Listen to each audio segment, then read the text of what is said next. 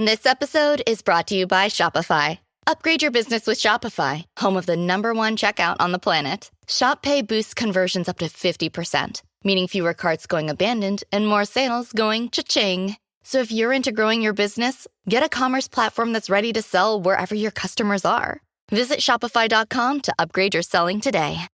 Hey there, it's Meredith. Today, we've got something extra fun for you. A few weeks ago, we did a live podcast taping at the Comedy Studio, which is in this cool outdoor market in Somerville, Massachusetts. I brought out some special guests, and we talked about how we make the show. We read some letters, and we even discussed how Season 2 inspired me to talk to a man with a nice jawline. I hope you enjoy it. And now, welcome to the Love Letters Podcast Live. Please welcome your host, Meredith Goldstein.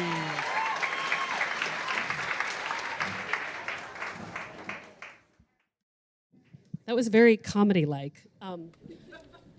I have to tell you, so it's the Love Letters Comedy Weekend, which meant that last night I was co-hosting with Rick Jenkins, who runs this lovely place.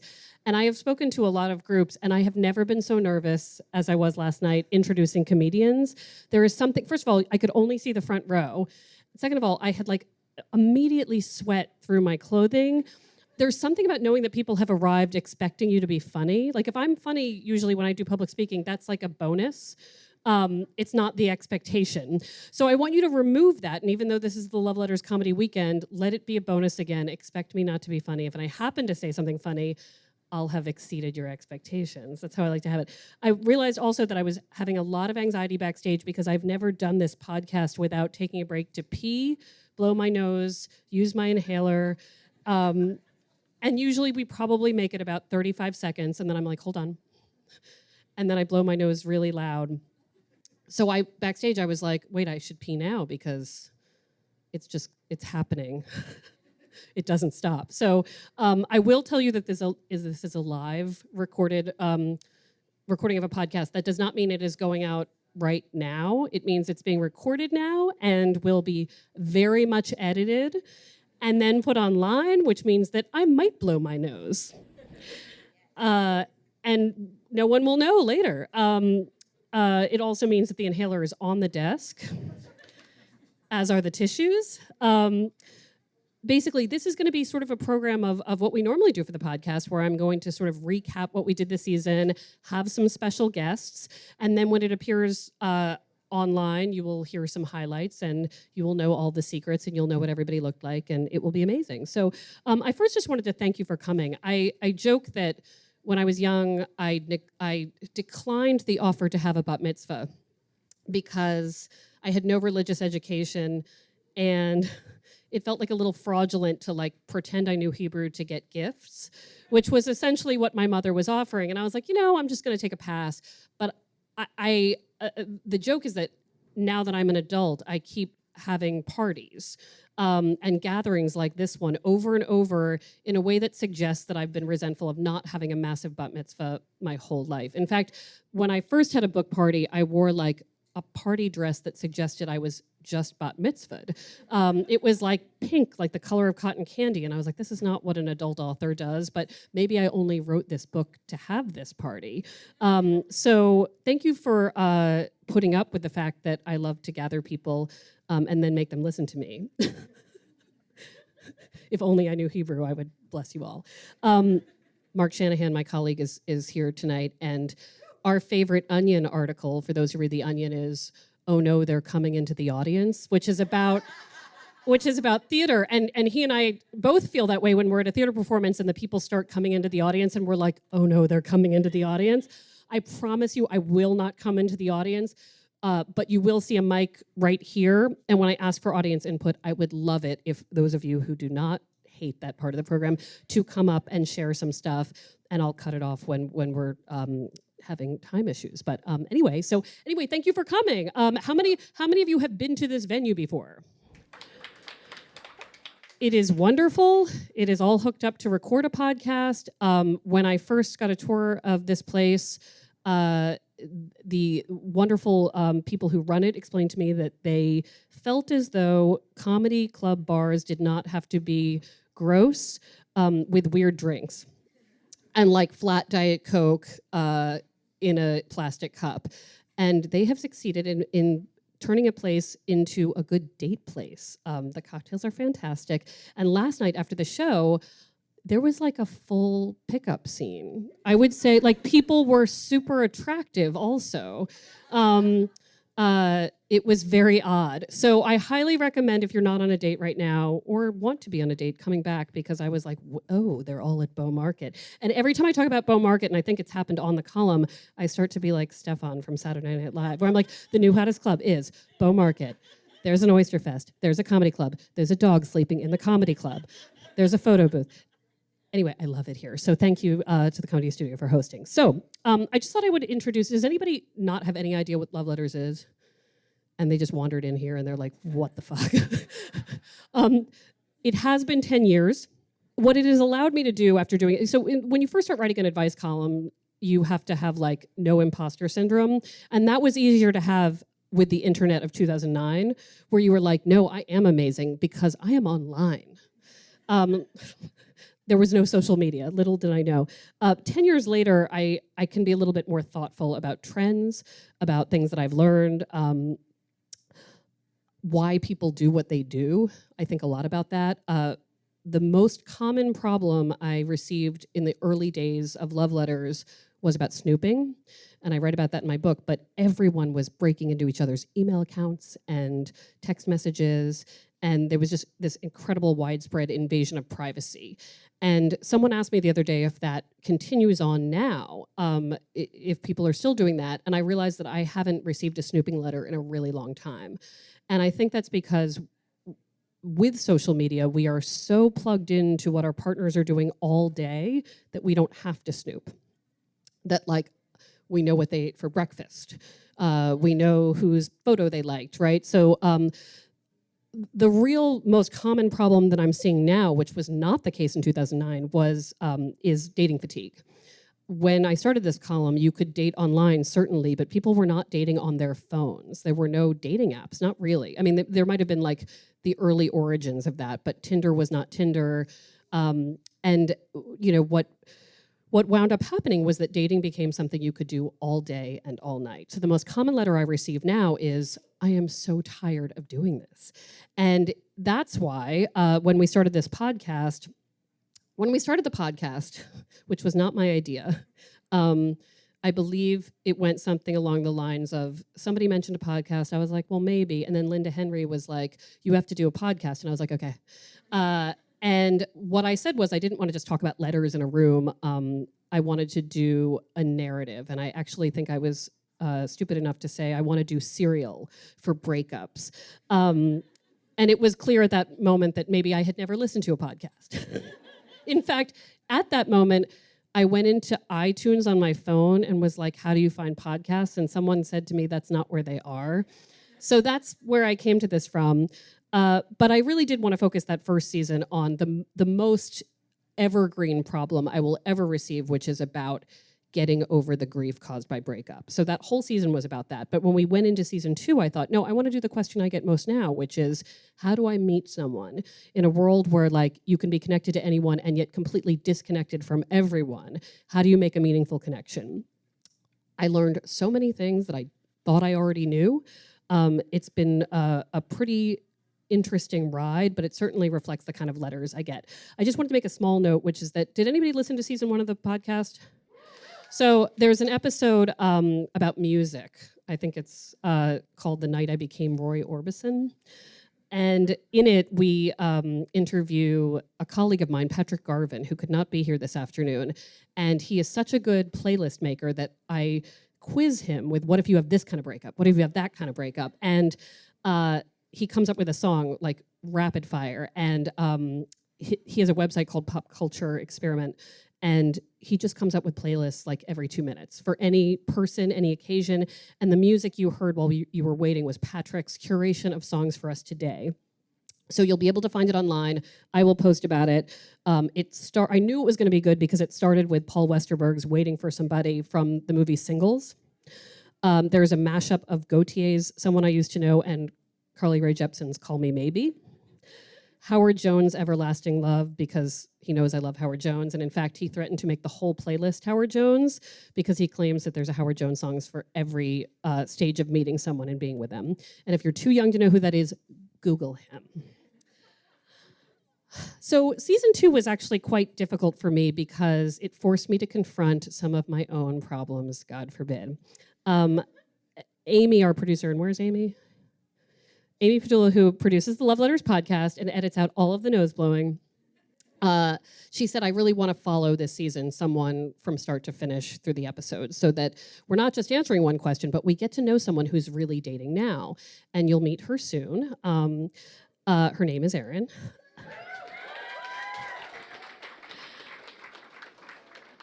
And I joke with Erin when I started following her that I began to do this sort of anthropologist in the wild thing where I'd be like, Erin, she's a 44-year-old single woman. She's in a bar. What is she going to do? And I began to speak of her as if I was not a 41-year-old single woman, as if I had just... So in watching Erin navigate her life as a single person who was never desperate to get married, was never certain about what she needed for companionship, but knew she wanted a partner. There's a big difference between not wanting to get married and not wanting to be with anyone.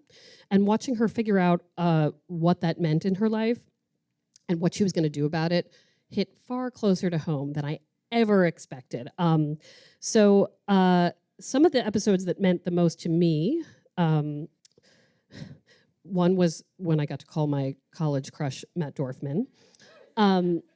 Another was about work romances, because especially in this era, it's so hard to accomplish, and to hear from two human resources people about how they broke every rule to be together, it kind of put perspective on when it's not worth doing that. And I say that as someone who has dated in the workplace and failed. And randomly, one of the interviews that meant most to me was with one of our experts, Wednesday Martin, who's written some controversial and fun books about different social communities. And what she said was, when you have a crush on someone, it's so rare these days that you have to honor that feeling. And I was thinking about it last night. We were here, my sister and I were here for the comedy shows, and there was a young man with a very strong jawline. Brett's shaking her head because she was not into him. In fact, she was like, I should wingman for you, but I just don't like him. But in the moment, ordinarily I would have noticed the jawline and just moved on with my life, but I was like, but Wednesday Martin said on my podcast that I should honor the feeling. And I turned to Brett and I was like, I want you to know that that man has a good jawline. And everybody was like, okay.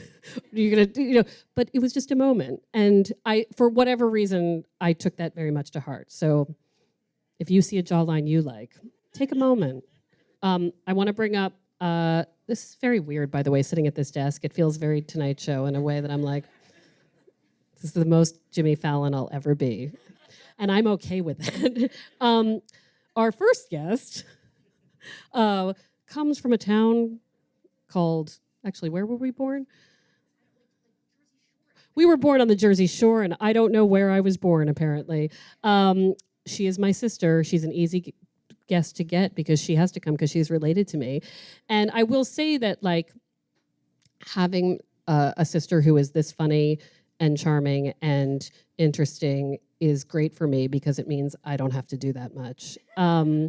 Welcome to the stage, Brett Goldstein.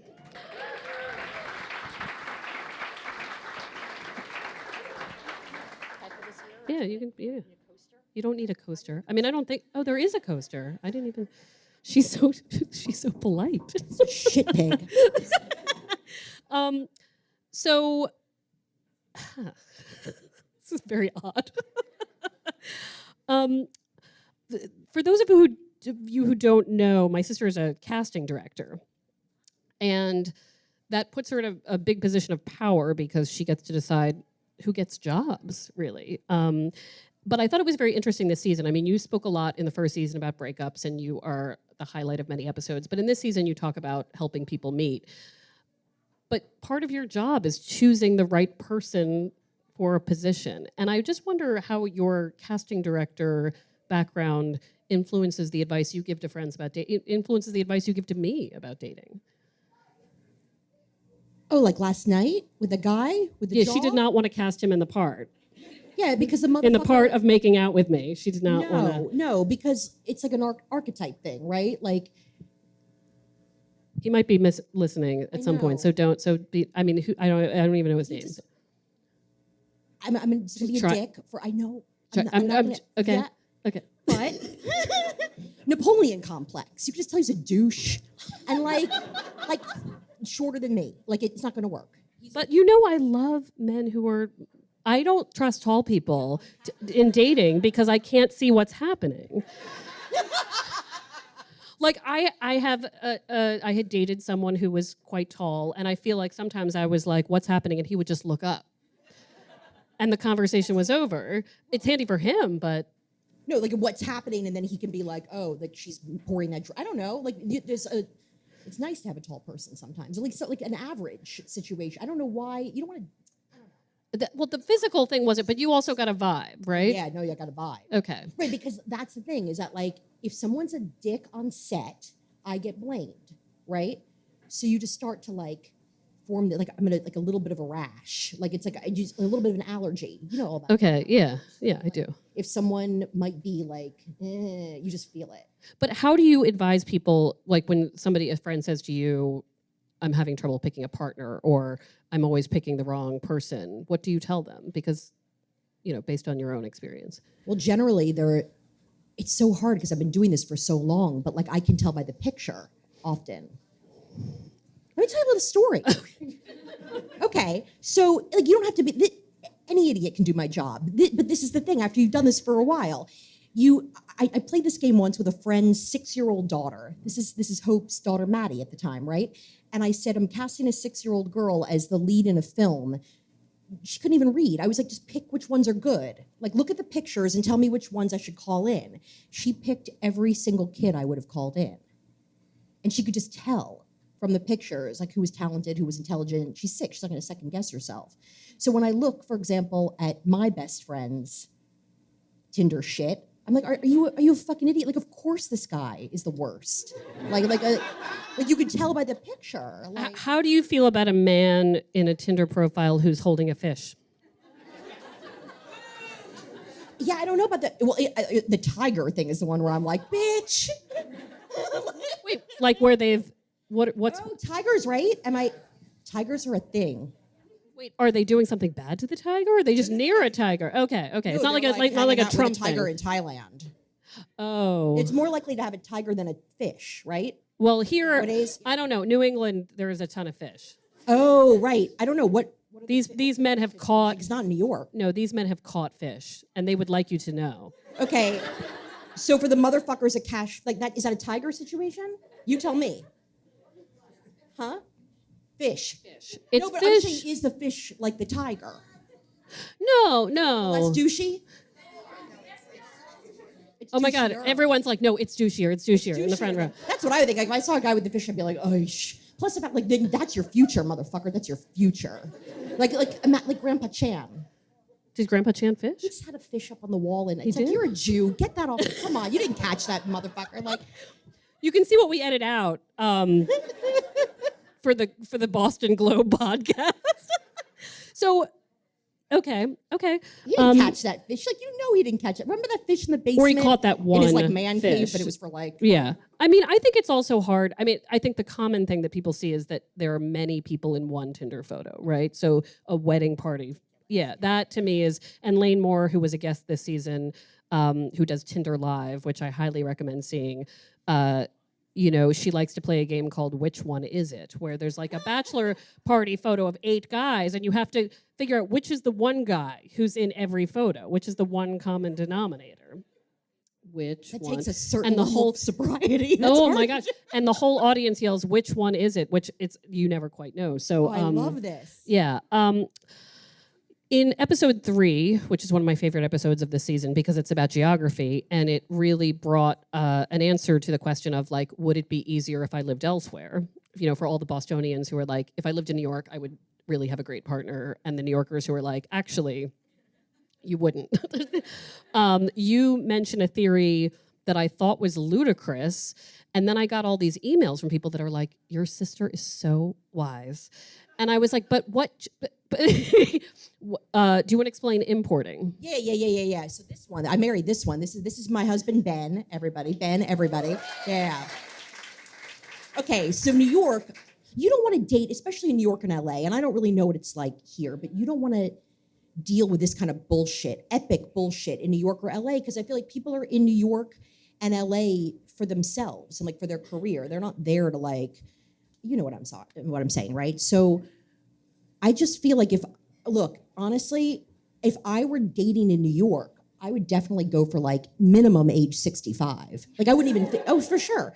I'm like turning 46 in August. I would 65. That would be minimum because I'd be like, let me just deal because the guys that are my age, it's a whole thing, right? So if you import, you can get a real mensch. So this one I found, I met him at the Bryant Park Holiday Market and I said, I'm having a party in 2 weeks because I was going over to fuck the friends and family members of my ex-boyfriend who's from Israel. And I said, will you come to my party and make out with me? It's my going away party before I go to Israel for a few weeks. And he said yes, and then he did, and then we did, and then we got married. So this is like just like that. And so I just feel, and Ben was from Kingston, which is like, really nice. I was like upstate, not really nice like rich people. He's poor. He's a glass blower. Like really nice, like upstate New York, Hudson Valley. Like he's like salt of the earth, amazing guy. Now, Ben was born and raised in Brooklyn, but only till you were, what, like 8 or something? Right. But he would have been a total douchebag had he stayed there, probably. Like, he left soon enough. I mean, he was in Westchester, which is also super douchey, but like, then he ended up like being upstate and being like a really, really good guy. And I was just telling Aaron that I went to Nashville recently, and I was told that like this one girl who was married that collects these gorgeous single bearded men as like action figures. And I was like, wait, he's not your gay, he's straight. Uh-huh. So she's like, there's like 5 of them to every one single woman. And the women are terrible. I went to Nashville and I just saw a lot of bachelorette parties. That's what I'm saying. They're fucking terrible, well, right? So like, they weren't from Nashville. I mean, it's like all the women, like they're one big bachelorette party. So like you guys can be like here, like in Boston, people go to Nashville and bring them home is what you're saying. Or like plow or bring them home, but you can just like get them. They're like candy. Yeah, I see. I was like, it doesn't seem like you can order up someone like from Amazon just by going like. Yeah. But apparently, I was wrong based on all the people who emailed me and said, okay. So you heard it here first. If you don't have a partner, you can just import one. I'll tell you where to go. You said Colorado, right? right? That bagel place in Maine when you took me there for my bachelorette party, and I was like, that motherfucker, and he was ordering a bagel, and you were like, this is. Oh my God, I'm gonna have to edit You're out. about to get married, dipshit. I wish you would say like two. We're gonna have to edit out. Say it once nice. Say it once nice. Yeah. Okay. This is by the way, this is how it works. When Brett and I recorded for the podcast, I'm like, try it again with no bad words. She just goes, nope. Do it again. Okay, we went. And then there's no. I've taken away all the vocabulary.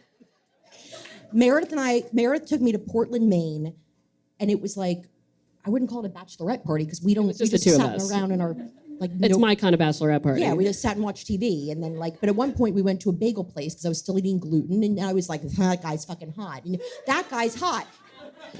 We went to a bagel place, and there was a guy, and he was good looking, and I was just like, that guy is very attractive. And this is why I sound like I'm on coke through every podcast episode, because it's hard. When you hear it, it's the 5th time she's done it, because I'll be like, do it again, right. Do it again. No, okay, and then this guy, and you were like, you're here because you're about to get married. Stop looking at that guy. I'm just saying, I was like, well, that one I would import. Like you. Oh yeah, no, it's true. Well done. You did really well without the swearing. It's really hard. We were raised in a home where there were no rules about swearing. So I think maybe the thought was that if it wasn't forbidden, we maybe wouldn't use it. But in fact, it worked the other way. We weren't allowed to have sugar, though. Yeah, it's true. I wanted to give you a few letters from the 10 years of love letters before we move on to the next segment, where I just was curious about what your advice might be for some of the letters we received, because we give sometimes similar advice. We meet somewhere in the middle. So last week on June 4th, I received a letter from someone who, did anybody read, I'm moving to Milan, he lives in Milan? This is a young. I didn't even look to the left. From a young woman who was studying in Florence. She says, during my last days there, my friend took me out for some fun. We went to our usual bar, and I saw this really cute guy standing near the bar with his friends. Later, our groups were sitting near each other, and we wound up having a great conversation. It was beautiful chemistry. Real Italian? He's a real Italian. He told me he was originally from Milan and was just visiting his friend in Florence, and after some talking, he kissed me, and it was the best kiss I'd ever had. We were loving every moment of being together when he implied we should go further, which is when I told him I'm inexperienced and didn't want to do more. He was understanding and sweet. He said, "You're leaving tomorrow, and I'm also going back to Milan. We will probably never meet again, and you should be with someone who can be with you." After we left, he asked for my number and said that if he's ever traveling near me, he'd love to visit. After I got home, I was in tears. It's been 4 months and he hasn't contacted me, and I don't have his number or any other contact information for him. From the beginning, I was in love with Italy and always wanted to go back, and coming from the design industry, that's the best thing to do. Recently, to advance my career, I was advised to move to Milan. And now I'm actually planning to move there in a few months. I was just couch surfing, planning my move, and I saw his profile. Since then, I can't stop thinking about him. What should I do? Should I send him a message or just deal with my thoughts? Because I have no idea how he would feel about me being there or if he actually cares or not. Wait, when you say saw his profile, we don't know like. Well, one commenter said, like, were you just walking by it? Like, you just happened to find the profile of the man you had no contact information I was just for? wondering, like, because isn't there this thing like where what's the website? There's a website where you can like couch. In other words, is that the profile? Like, it's basically you can sleep on my couch. I mean, maybe. Maybe. That's not recorded. That's true. Fair. What advice would you give? Even if she did find him through that. So she's asking. She's like, should she reach out? Why wouldn't she reach out? Interesting. Hold on. Wait, why? Wait, what did I miss? Hold on, this guy, we don't know if this guy is like with an, all we know is this guy did not, we're assuming this is a woman, right? Yeah, I'm pretty sure it's a yeah. Okay, because you taught me about that. Don't always assume. You don't always assume. Yeah. Right. Oh my gosh, we're having an audience. I love this. So basically the guy was like, I'm not going to sleep with you because like she's like a virgin and I don't want to like deal with this. Right? Like, that's kind of what she was saying, right? Yeah, like he's not going to have a one-night stand. Yeah. Right, like, this is not a good idea. So, like, yay.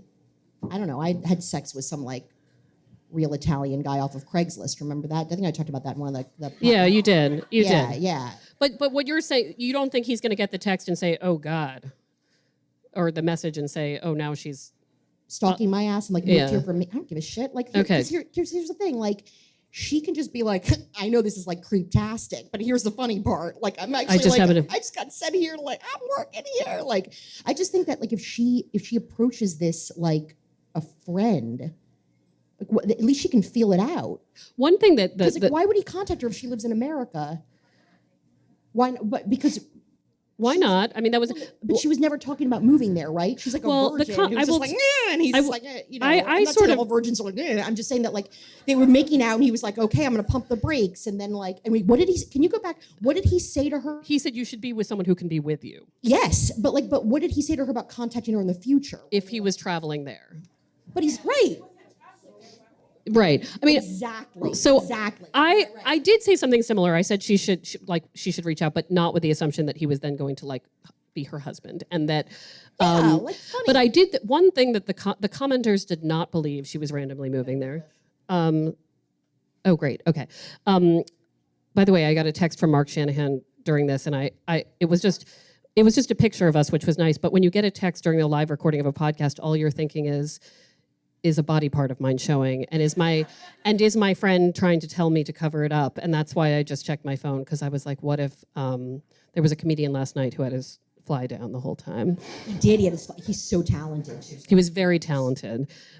So anyway, Mark Shanahan looks hot today. Yeah. So but a lot of the commenters, number one, did not believe that the woman was actually moving. Like, they believed she had come up with the story and was really moving for him.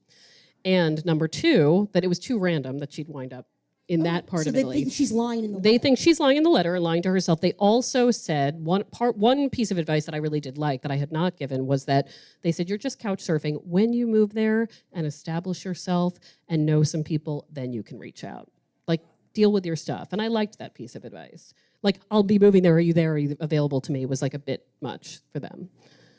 I agree with that. Yeah, I loved that Get your advice. act together. Get your act together. And I mean, if she's crazy enough to write that to you, she's going to boil a bunny in his kitchen.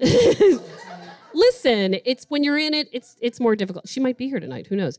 Well, actually, she's couch surfing in Italy, I imagine. So I mean, why is she couch surfing? If she is like I'm. why is she couch surfing? Well, we don't know. We don't know. She's looking for a place. Okay, so I'm going to do one more. Yeah. Okay. Okay. This next one is from 2018, and I loved this letter. It's the headline was "He doesn't post pics of us on social media." My boyfriend and I have been together for about 7 years now. Last year, we took a break for a few months and then decided to get back together. Ever since we have gotten back together, nothing has been the same.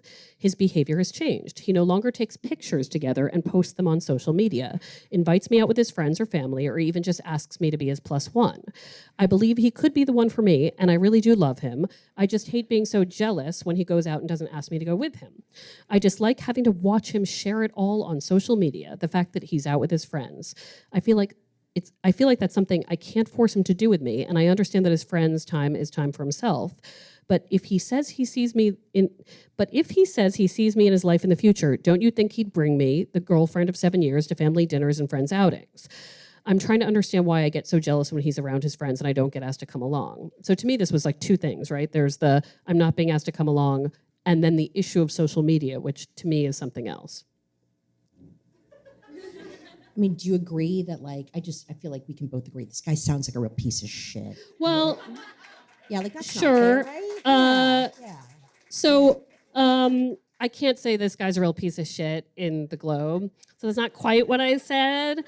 What did you say? I said, well, the first thing I said was that, I talked to a lot of couples about social media, and I have friends who have been upset that their partners don't post enough about them, right? And so the first thing I said was, separate from this man, not everyone wants to share that part of their life, especially if they're in a relationship where there have been breakups and getting back together. So it's like, it's not a narrative that's always meant for everyone. Or when you're like I would say, I mean, we are like, for as slutty as I am from like the neck up, and it's pretty bad. Like Me Too has been a horror show for me, Mark. Like, but with you, it's like I feel like I'm obsessed with you. But how often do we really take pictures of ourselves? Or it's like once you get to a certain point in a relationship, you just don't really think about it. But that's not this. Yeah, so my thing was, it's actually not really about the social media. You should be invited to things, and a part of that, it's clearly the insecurity of the relationship, right? Yeah. But I also think, and this is just separate from this. I also think that when couples, no, stop that. No, there are still Globe subscribers in this audience. My gosh, you poor things. So interesting. So we agree on two. Okay, so now. What did you say? Did you say like break up with this bitch? What did you say? I rarely do I say you must do X or Y, and honestly, because when you get 200 words of a letter, you're getting a piece of information, and you're often missing a lot more. And so I wasn't as overtly,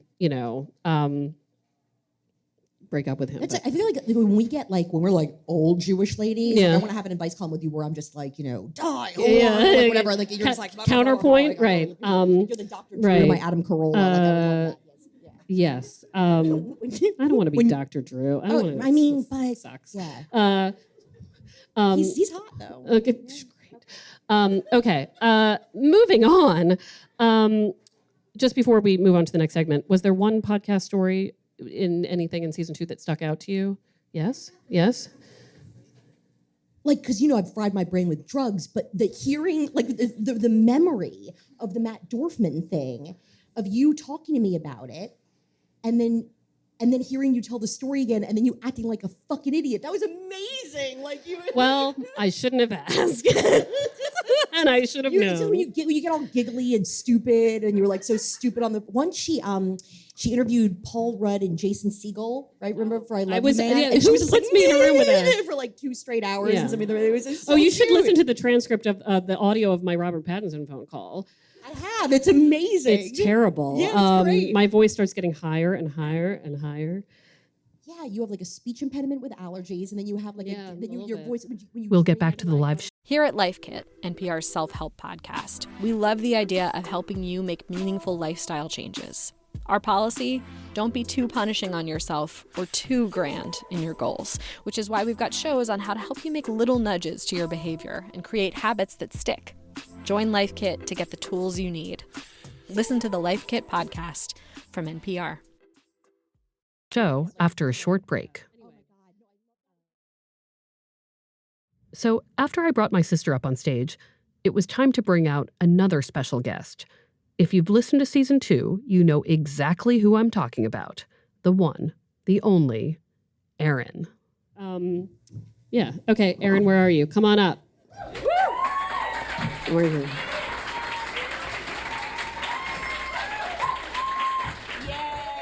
She comes with a full drink like a smart woman. Because I gave Brett my drink and it's been over there. Oh, okay.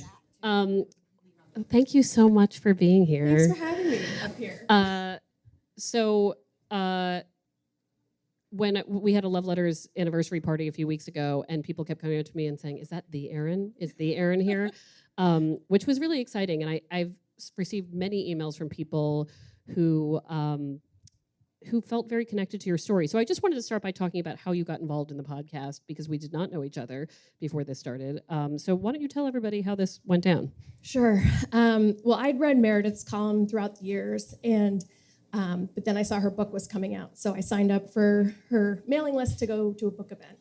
And so I happened to also sign up to see her, not knowing it was her, interview Caitlin Moran for her new book last year. And then I went to an event the very next night to meet Meredith for her book event. So I was like, hey, I was at your event last night, but I'm not a stalker. But I was like, oh, I loved Caitlin's advice for playlists. And then Meredith was thanking people for coming, and I wanted to ask the question of like, what do you do if you've tried everything and you are about to give up, but you're like, you want to meet someone, so you don't want to just sit on your couch. And so I wrote her a letter, and it was just really brief. And then she said, well, I want to post this in my column. Will you write more? So a few days later, I wrote more, and that was about a year ago, and I didn't hear anything. So I was like, oh, okay. And then mid-October, she emailed me and said, well, I have this proposition, and you can say no. Do you want to be part of the second season of the podcast? And I was like, yeah, because I love podcasts, because I'm a dork, and also because I just love storytelling, and I love hearing people's stories. And I thought, like, my experience was so common because I have a lot of friends who are in the same position and have tried, men and women who have tried a lot of ways and are really frustrated. And I was like, I know no one has the best answer, but at least, So I said to Merritt, we had a phone call, and I think I was calling, she called me and I was at Wegmans or something, and I'm like at the massive salad bar overwhelmed. And I was like, I don't think I'm the right person because I've deleted my profile from everything, not just the app from the phone, which I probably did every other day. But I was like, I'm not there. And she's like, no, let's try it out. And I was like, all right. So I was like, I hope this isn't a disaster, but it wasn't. So. Well, it was when I received the letter. So I had met Erin, and when the letter came in, she said we met at this Love Letters event at Harpoon, and so I knew who it was, and I kept not answering it because I like wanted to save it. And it was really when Amy, our producer, said that she wanted to follow someone, I was like, I know who this is. And it was important to me to have someone on the podcast who would be honest about how difficult it was, would also have perspective. And I will tell you that it's not that I don't believe it's easy to date in your 20s. It's not. In fact, I think in some ways it can be said that it's harder. But I didn't know what kind of empathy. When we have a 20-something letter writer, people are like, you just wait. Or like, it's like they're like, and what's fascinating, yes, but so in episode 9, we talked to a woman, Nicole, who I used to work with, and she's the one who took all the classes. And back in the day, I'd be like, oh my gosh, she's like 27 and she will not shut up about needing to be married. But the bottom line is now that I'm in my 40s, I'm like, here's the thing. Nicole wants to get married. She wants to have children. It was on me to make the judgment because frankly, she was looking for a partner, met someone right before she turned 30. She's now getting married at 36 and wants to have 35, 36 and wants to have children. So like there was nothing, it's not that she couldn't be alone. She just knew what she wanted. And there's like absolutely nothing wrong with that. And in your 20s, it's so difficult to find someone, I think, who, it's harder to ask the question, what do you want?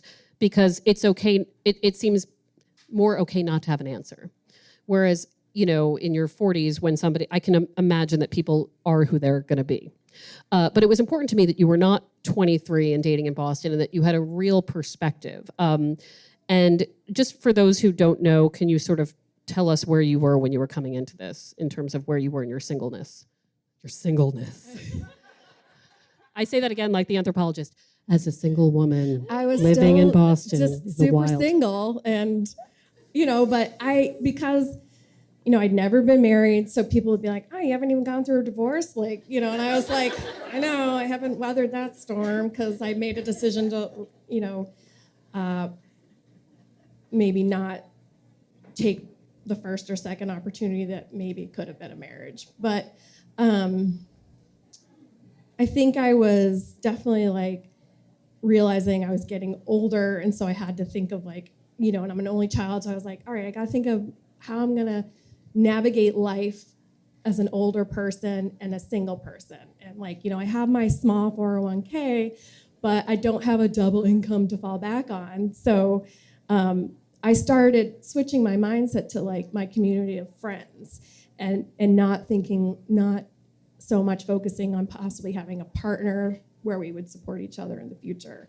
And so when I came into this, I think I was a little more relaxed about it. Plus, I also had, a team behind me, which I talk about on the podcast and which we talk about, which people don't get, and so I was still single, but I was open-minded, like I, constantly am about possibly meeting someone. There were a few things we did together that didn't make the podcast.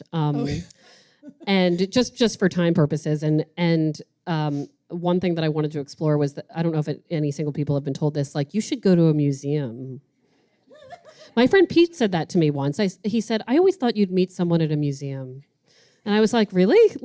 In the gift shop, in looking, I have a really short attention span, so I'm not someone who's sitting at the MFA and thinking about life. So but he was like a smart guy, someone who's at a museum.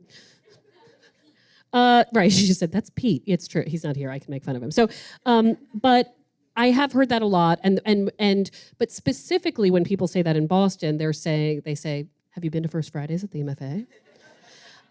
And I'm like, and so, when I was in my 20s, I went with roommates to the First Fridays at the MFA.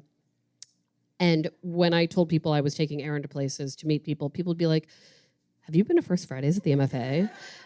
Has anyone in the room been to First Fridays at the MFA?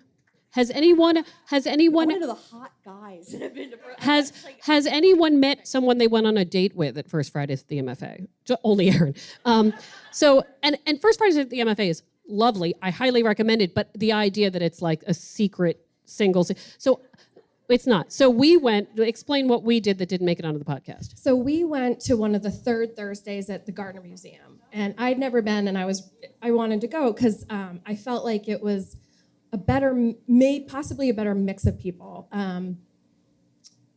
in my limited knowledge of what, I don't know. But anyway, I thought it'd be different. I was like, cool. So we met there on a Thursday night, and it was winter, and so Meredith had been at... I was shooting the commercial for Primark, the sponsor of season 2 of the Love Letters podcast, #Primark, #by Primark. So I had been in I was out of my mind.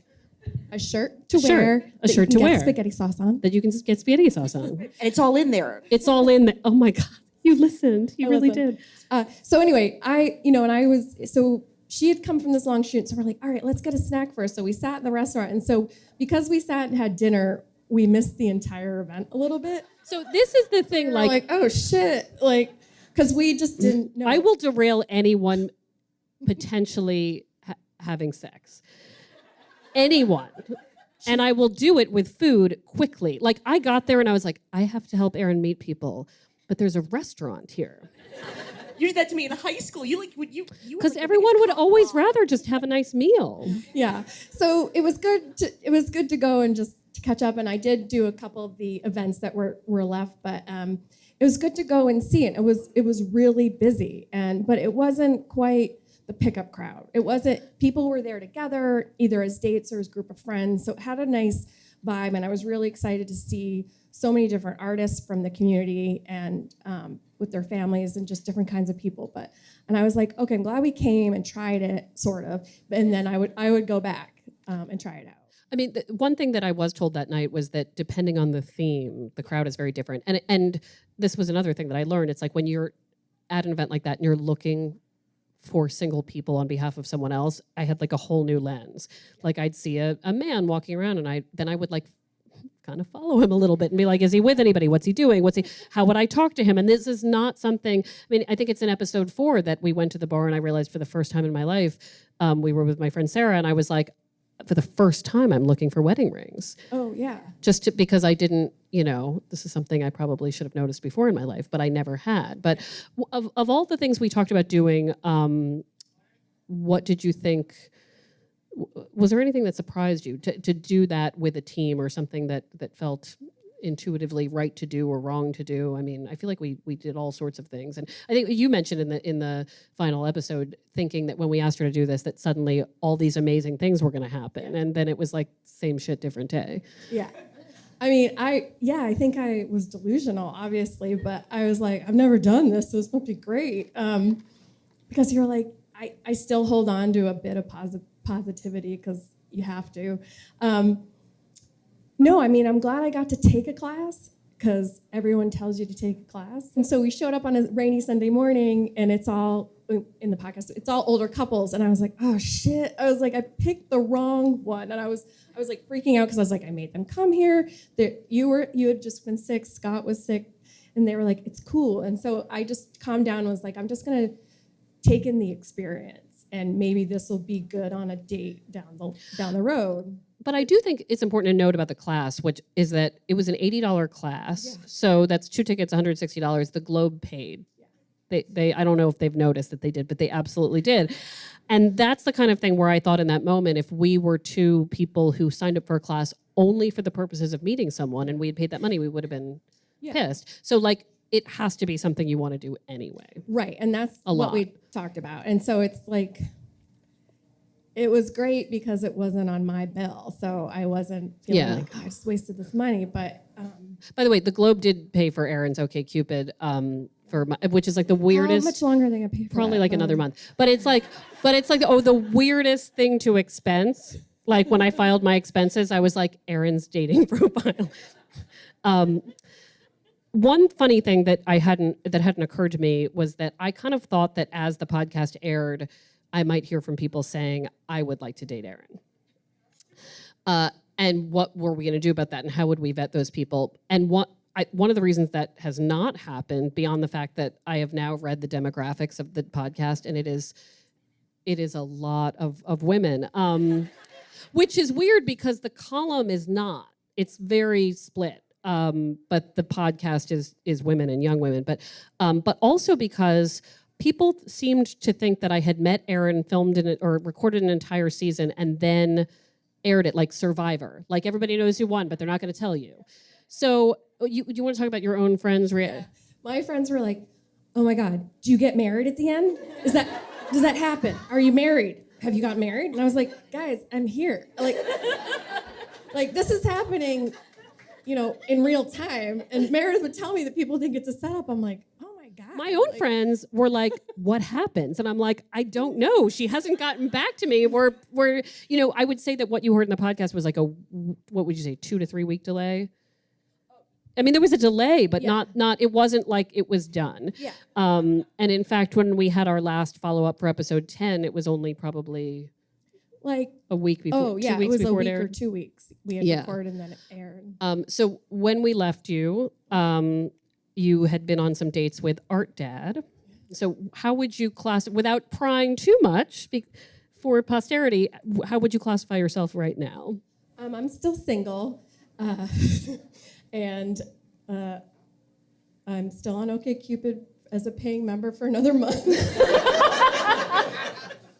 And after that, I'm not sure what's going to happen. Okay, so which is super vague, and I'm sorry about that. Okay, that's okay, but that I think answers the question. I wanted to ask one more. How are we doing on time? One more question, and this can be for both of you. I think it was last week that I was reading the story in The Atlantic by Julie Beck.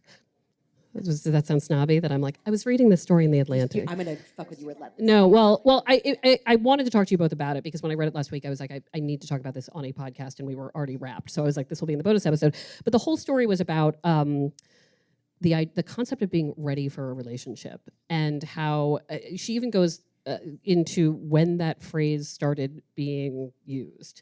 That it was not like, if you sort of search the history, no one in the 1940s was saying, I'm not ready for a relationship, right? And so they track when it starts to happen, where it's like in 1950 it starts to be uttered. Really? Yeah, I'll send you the link. I can't read that. What? Huh? It's just too long. It's too many words. It's too many words. Well, okay, I'll boil it down for you. But then it's 100%, 140% more by 2010. And she talks to this professor of history and family studies at Evergreen State College. And this woman says this is likely because of a reversal in how people think about marriage and commitment that occurred over the course of decades. The timing of the word is just about perfectly aligned with a sea change in people's conceptions of marriage. It used to be that you got married in order to grow up, settle down, start saving up for a future home, move away from your teenage preoccupation with yourself, and learn how to handle a relationship. Now you are done. You do it all on your own. Like, I am not in a place in my life where I'm ready. And it informs so much of how we date. I've used this, like, I'm not ready. I'm not my best self. I'm not a finished product. But I think it can be really damaging because it's as if we're supposed to be done growing, you know?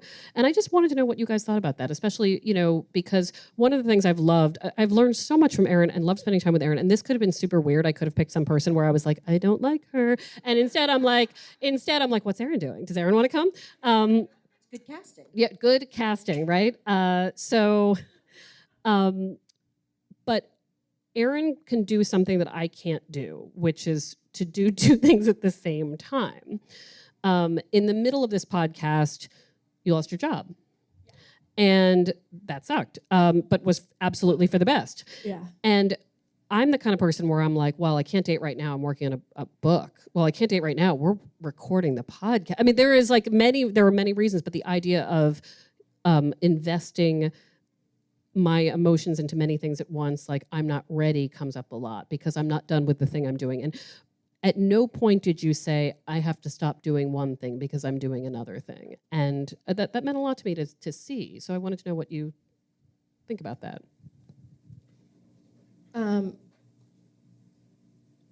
I just felt like maybe I compartmentalized things. So when I lost that job, as I talked about a little bit on this podcast, but more on the Science of Happiness, I'm always looking for the right job. So it's like if I and I'm always looking for a partner. So it's like I've learned to juggle a lot of things at once, but I guess I'm just so used to it, the ups and downs of employment and the ups and downs of dating. So it was just par for the course. But, you know, it was the Science of Happiness that I wrote right away and was like, I just lost my job. I can't do the exercise that you've given me because I don't like it and it's making me depressed. Yeah, for those who don't know, Erin did a crossover episode with another podcast, The Science of Happiness, and they talked to her about her employment. Yeah, and so they gave me another exercise. It was way better and I could incorporate it. So I guess I felt like the podcast was just a bigger part of my life and more important than any job would be. And so I didn't feel like it would be hard to navigate. It's not a great answer, but I guess I've been doing both for so long that I was used to it. Okay.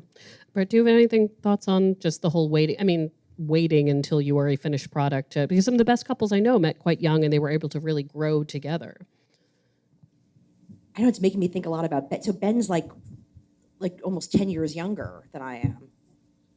So but yeah, I mean, like so 38 and 28 when we got married, and it just makes me think of like what an absolute train wreck I was. I don't remember 28 at all because I was probably drunk or something. But like I was like super duper like doing weird shit in bathrooms like until I was like what 33, 32, 33 or whatever. So I remember being in a 10-year relationship, right, where I was like, wait, marriage, what? And it wasn't that I didn't necessarily want to get married or I wasn't even sure about having kids. It just never, I don't know. I was just like, I don't know. I just don't think about it. But then by the time, I remember on our first date being like, do you know how old I am? And, because we didn't meet online. It's the best thing. I like to say that on first dates. Do you know how old I am? And he was like, super what, sexy. 30? Because, I don't know. I mean, it was just like a weird thing because I was like, look, this is what I want, da-da-da-da-da.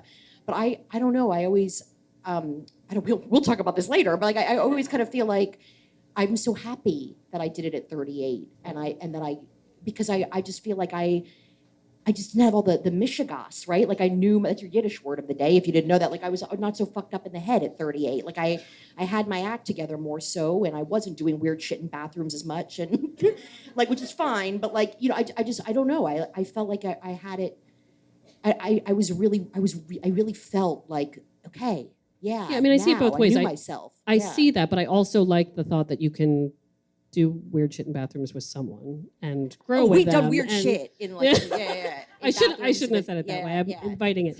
Can I also say that I guess I also could continue to do it and look for someone because I felt like I was like, well, the job stuff's kind of a disaster, but I still sort of know who I am and know what I want in a relationship. So I was like on better footing. I was so. Well, for Erin's participation this season, I got her gift bag of some dumb stuff. So, and I just want to say the one thing that did not make its way into the podcast that I deeply regret is that after Erin lost her job, I met her at a bar and she came in and she said, I got bangs. And if there is any statement that overwhelmingly is an example of what one does and says when they are going through many life transitions, and in fact, I immediately texted Amy and our other producer, Scott, and I wrote, Erin got bangs. And Scott wrote back, get audio. So can I just say that I saw Tan France a few nights ago. Woo! With some girlfriends who were here. It was wonderful. He's lovely. So anyway, he wrote this book, which I started reading. It's wonderful. Everyone should get it.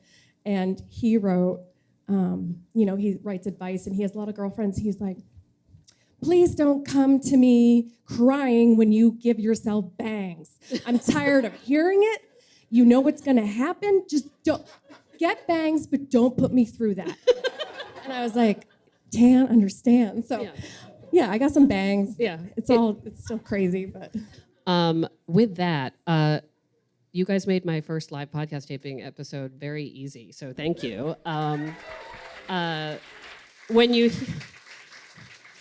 Thank you to Erin.